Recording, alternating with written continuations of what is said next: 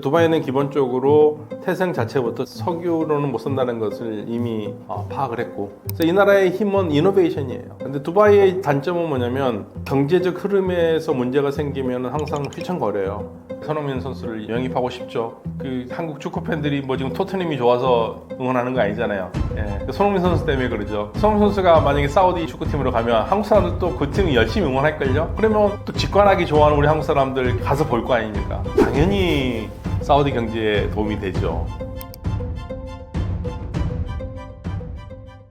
중동의 부자 국가들이 한국과 연계하는 사업은 어떤 것이 있나요? 돈 되는 건 모두. 중동의 지금 산유국들이 특히 가장 중요한 거는 산업 다각화거든요. 그러니까 석유에 의존하는 경제에서 벗어나고 싶은 거예요. 전 세계가 안 그래도 지금 저는 아직 전기차가 없습니다만 아직 전기차 마음이 불안해가지고 전기차는 못 타고 있는데 많은 사람들이 전기차 타고 있잖아요. 그러면 석유를 안 쓴다는 얘기지 않습니까? 전 세계가 만약에 석유를 안 쓴다 하면 한국인까지 포함하면 한 30에서 40%까지는 날아가거든요. 그럼 우리는 이제 탈석유니까 행복하지만 탈석유를 하면 슬퍼하는 나라들이 산유 국가들이잖아요. 그러니까 탈석유가 전 세계가 탈석유를 하려고 그러는데 그러면 우리는 거기에 맞춰서 어떻게 살아야 되는 거냐? 우리도 한국처럼 석유 없는데 잘 사는 한국처럼 그런 식으로 산업 다각화를 하겠다. 그래서 한국에서 하는 것들 굳이 한국이 아니더라도 어떤 나라든지 산업 다각화에 도움이 될 수 있는 나라 다 손을 잡겠다는 겁니다. 그래서 돈이 될 수 있고 산업 다각화만 될 수 있다면 연계를 해서 하고 싶다는 거죠. 근데 특히 중동 국가들이 요즘 많이 신경 쓰는 건 아무래도 첫 틈나는 AI라든지 이런 데 부분에 신경을 많이 쓰고 있죠. 가난한 중동에서도 유독 몇몇 국가들이 엄청난 부자 국가가 된 이유는 무엇인가요? 가난한 중동에서 부자 국가 된 것은 기본적으로 석유의 힘이고요. 아부다비라든지 다 석유의 힘이죠. 다만 석유에 의존하지 않고 활발한 경제를 만들고 있는 나라가 두바이입니다. 두바이는 그럴 수밖에 없는 게요. 석유 자원이 거의 없어요. 아랍에미레이트라는 국가는 아미르국이 7개가 서로 연합해서 만든 연방 국가거든요. 그래서 각 나라들은 독립재산제를 하는데 같이 하는 거는 국방과 외교를 같이 해요. 근데 두바이는 그러니까 경제적으로는 두바이 홀로 서야 되는데 아랍에미레이트 전체에 나오는 석유의 4에서 6% 정도만 두바이에서 생산이 돼요. 그러니까 두바이는 기본적으로 태생 자체부터 1971년에 나라를 시작할 때부터 이거는 석유로는 못 산다는 것을 이미 파악을 했고 그래서 탈석유 산업을 한 거예요. 지난 40년 동안. 그게 성공을 한 겁니다, 두바이는. 그렇지만 두바이는 지속적으로 계속적으로 뭔가를 해야 되는 그래서 이노베이션이 중요한 나라고 그래서 이 나라의 힘은 이노베이션이에요. 군주도 항상 얘기하죠. 이노베이션. 그래서 두바이가 성공할 수 있었던 겁니다. 근데 두바이의 단점은 뭐냐면 반드시 성공했다고 볼 수가 없는 게 경제적 흐름에서 문제가 생기면 항상 휘청거려요. 그래서 아부다비 도움을 많이 받았습니다. 중동에서 스포츠 산업에 집착하는 이유는 무엇인가요? 스포츠 산업은 이게 말 그대로 산업이잖아요. 그러니까 산업을 하면 산업 다각화의 이론이 되는 거죠. 한 부분이 되는 겁니다. 산업 다각화의 한 부분이 되죠. 축구 산업이 발전을 하면 축구와 관계된 파생 산업이 발전하잖아요. 그러면서 일자리가 늘어나고 그럼 이 산유국의 산업 다각화를 할 때 젊은 사람들한테 일자리 주고 새로운 직업을 만들어내고 하는 데 중요하기 때문에 스포츠 산업이 굉장히 중요한 역할을 할 수 있죠. 그래서 스포츠 산업에 집착을 하는 이유 중에 하나입니다. 피를 끌어올릴 수 있기 때문에. 호나우도가 이미 또 한번 센세이션 일으켰고요. 농담반 진담반으로 항상 하는 얘기지만 손흥민 선수 가는 걸 되게 원할 거예요. 손흥민 선수를 영입하고 싶죠. 그 한국 축구 팬들이 뭐 지금 토트넘이 좋아서 응원하는 거 아니잖아요. 예. 손흥민 선수 때문에 그러죠. 손흥민 선수가 만약에 사우디나 이쪽 리야드나 있는데 있는 축구팀으로 가면 한국 사람들도 그 팀 열심히 응원할걸요. 그러면 또 직관하기 좋아하는 우리 한국 사람들 가서 볼 거 아닙니까? 가서 보면은 비행기표부터 해가지고 거기서 숙박시설 먹고 당연히 사우디 경제에 도움이 되죠. 그래서 이 스포츠 스타들을 영입하려고 그러는 겁니다. 매우 낮다는 중동의 여성 인권에도 변화의 바람은 불고 있나요?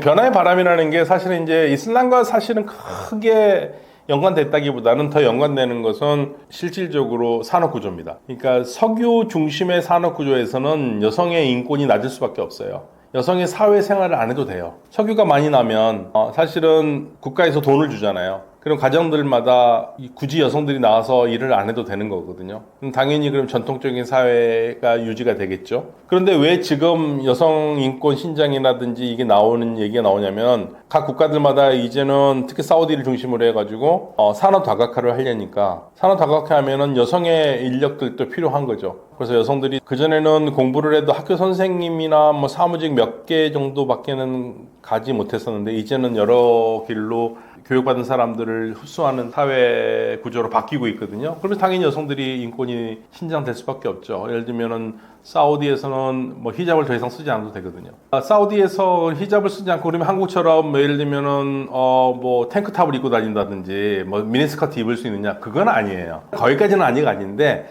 정숙하게 보이기만 하면은 굳이 뭐 쓸 필요 없다는 얘기예요. 많이 나아진 겁니다. 많이 나아진 거고요. 시간이 흐르면 또 어떻게 변할지 모르겠지만 인권이 갈수록 더 좋아지고 있는 거는 맞아요.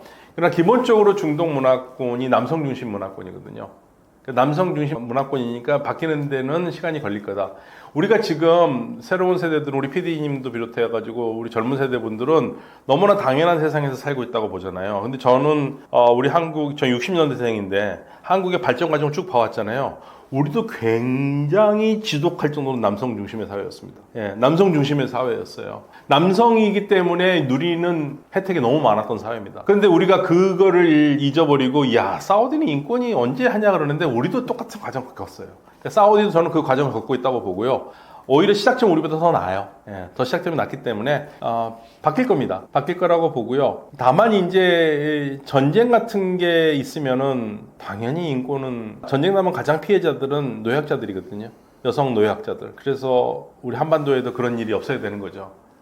그러니까 전쟁은 한 번에 다 무너뜨려 버리거든요. 그러니까 중동 국가들도 그래서 전쟁을 안 하려고 그러는 거고 어떻게 해서든지 이란과 그전에는 2016년 때만 해도 이란과 어떻게 해서든지 한판 붙어가지고 정리를 해보려고 그러는데 이게 얼마나 사회적으로 큰 부담이 되는지를 알기 때문에 이제는 싸우지 않고 차가운 평화라도 유지하겠다고 가는 거예요. 차가운 평화를 유지해야지 국가가 발전하는 거고요. 그 상황에서 여성 인권도 발전할 수밖에 없는 거고 굉장히 독특한 게 하나 있습니다. 우리나라에 비교했었을 때. 우리나라의 이공계의 여성들이 별로 없죠. 우리 사실 이공계에서 여성들 별로 없거든요. 사우디나 이런 국가들 있잖아요. 중동 국가들의 특징이 뭐냐면 STEM이라고 얘기를 하는데 Science, Technology, Engineering, Mathematics 기초 이공계 학문이잖아요. 여기 이 대학에서 이거 전공하는 여성의 비율이 50%예요. 우리하고 굉장히 다른 점이죠. 우리보다 더 좋은 점들을 가지고 있어요. 우리도 많은 여성들이 좀 더 이공계에 좀 왔으면 좋겠는데 지금 뭐 이공계가 아니라 전부 다 의대로 가니까 그래서 저는 사실적으로 보면 지금 한국이 굉장히 잘 사는 것 같지만 10년, 20년 후에는 30년 후에 어떻게 될지 모르겠어요. 이렇게 인력이 편중이 돼가지고. 근데 중동 국가들은 그런 면에서는 사우디나 이란도 그렇고 여성들의 기초학문, 이공계 이쪽에 사람들이 많은 걸 봤을 때는 우리보다 오히려 더 사회가 좀 더 발전하면 더 나을 수도 있을 것 같다는 생각도 듭니다. 일단은 또 이것도 이제 반작용도 있는데요. 여성의 사회 진출이 많지가 않잖아요. 그러니까 사실은 우리가 문과를 졸업해가지고 일자리를 얻는 것보다는 이공계에서 잡이 더 많다고 생각을 하기도 해요. 그러니까 이공계로 가면은 더 할 수 있는 게 더 많으니까. 그렇다고 해서 이공계라는 게 일자리만 보고 가기에는 이공계 공부 쉽지 않죠. 뭐 저한테 그 학교 다닐 때 야 이공계가 뭐 일자리 많으니까 너 이공계 가라고 그랬을 때 제가 갔겠습니까? 왜냐면 저는 이공계에 관심이 없으니까. 그러니까 이건 사실은요 일자리만의 문제는 아니고 분위기도 있어요. 근데 독특하게 서구도 그렇고 한국도 그렇고 여성들의 이 스템 공부하는 사람들이 많지는 않거든요. 근데 중동이 비율이 상당히 높아요. 이게 독특한 특징입니다. 소수의 유대인이 미국과 세계를 움직이는 민족이 된 배경은 무엇인가요?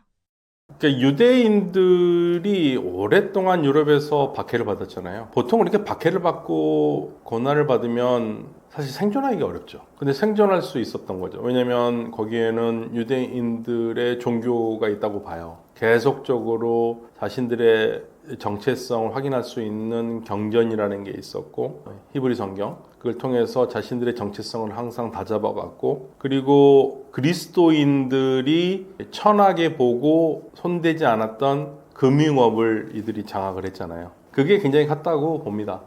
그리고 단순히 돈만 번 게 아니라 또 교육을 했고 그리고 유대인들의 장점이 네트워킹이 된다는 얘기죠. 그러니까 만약에요 유대인들이 한 곳에서만 살았으면 이렇게 성공 못했을 가능성도 있어요. 근데 여러 군데서 어쩔 수 없이 떨어져 살면서 유대인이지만 언어가 서로 다른 사람들이 많았잖아요. 프랑스어를 쓰는 유대인, 독일어를 쓰는 유대인, 이렇게 국제적으로 연결이 내통이 됐다라는 게 이들의 가장 큰 힘이 아니었나. 그리고 그 사람들이 새로운 기회의 땅이 이제 미국에 가서 모였고, 근데 우리가 여기서 한 가지 좀 오해하지 말아야 될 게, 성공한 유대인들이 미국에 갔기 때문에 유대인들이 미국에서 자리를 잡았고 오늘날 힘을 이뤘다라고 생각하는 건 정말 잘못된 생각입니다. 미국으로 간 유대인들이요, 상상을 초월할 정도로 미국 사람들한테 관심 받았어요. 유대인들 별로 안 좋아했었습니다. 그런데 이들이 단합력이 굉장히 컸어요. 그러니까 유대인이기 때문에 언론사에 취직이 안 되잖아요. 그럼 유대인들끼리 모여서 언론사를 만들었어요. 유대인이기 때문에 뭐 은행 취직이 안 된다 그러면 은행을 만들어요. 이런 식으로 해서 개척을 한 겁니다. 그러니까 지금 미국의 유대인들이 굉장히 성공했기 때문에 처음부터 유대인들은 성공했고 유럽에서 성공하거나 돈 있는 유대인들에서 미국에서 성공했다고 생각하시면 안 되고, 환난을 많이 겪었어요. 고난을 많이 겪고 그걸 뚫어내는 힘, 그거는 우리는 높이 평가해야 될 상황입니다. 교육에 투자를 많이 한 거고요. 사실 유대인만큼은 교육에 투자 많이 한 사람들도 없거든요. 굉장히 교육에 투자를 많이 했습니다. 제가 나올 때마다 방송을 많이 봐주시는 구독자 여러분께 진심으로 감사드리고요. 새해 건강하시고 복 많이 받으시고, 저도 좀 더 좋은 내용으로 즐겁고 재미있게 유익한 정보를 전해드리도록 하겠습니다. 감사합니다.